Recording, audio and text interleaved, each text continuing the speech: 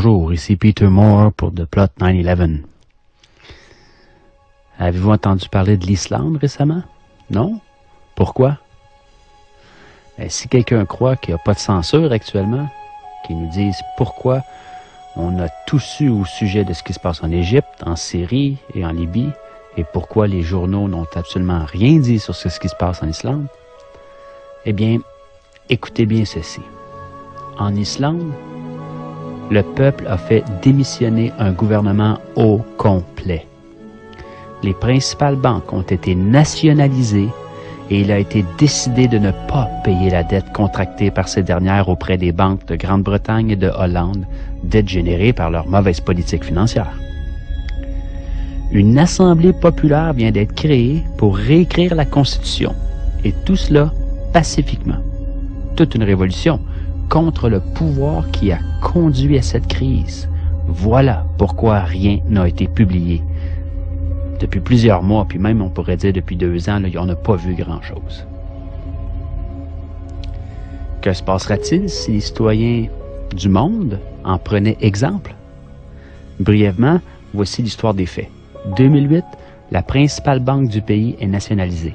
La monnaie s'effondre, la bourse suspend son activité, le pays étant banqueroute. 2009, les protestations citoyennes contre le Parlement font que des élections anticipées sont convoquées. Elles provoquent la démission du premier ministre et en bloquent de tout le gouvernement. La situation économique désastreuse du pays persiste. Par le biais d'une loi, il est proposé à la Grande-Bretagne et à la Hollande le remboursement de la dette par les paiements de 3 500 millions d'euros. Un montant qui doit être payé mensuellement par toutes les familles islandaises pendant les 15 prochaines années à un taux d'intérêt de 5 %. 2010, le peuple descend à nouveau dans la rue et demande que la loi soit soumise à référendum.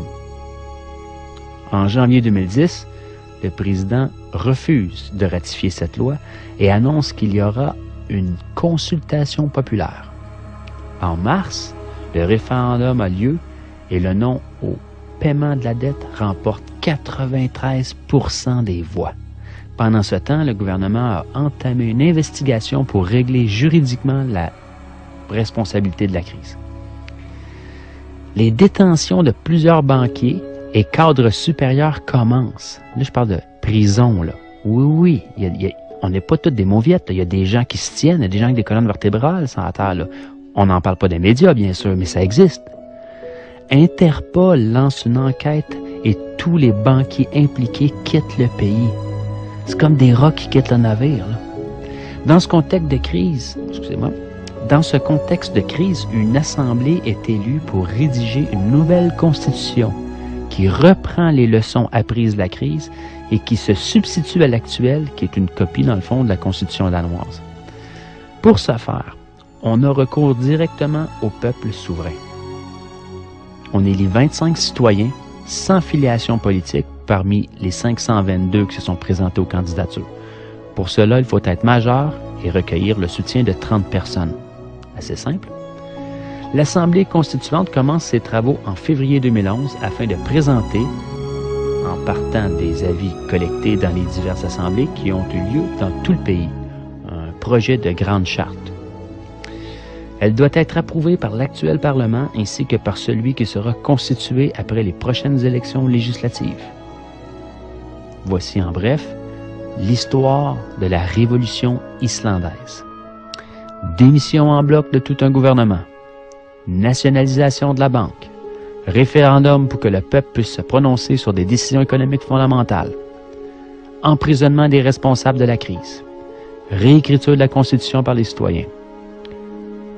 Nous a-t-on parlé de ça dans les médias européens, canadiens, américains, japonais, dans le monde, partout? Est-ce que les médias de masse ont même touché au sujet?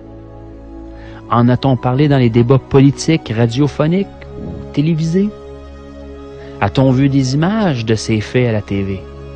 Bien sûr que non, il y a ben trop de monde qui regarde. Le peuple islandais a su donner une leçon à tout le monde entier, en affrontant le système et en donnant une leçon de démocratie au reste du monde. Mes sources, c'est la liste Parti de gauche 84 par Forum civique européen.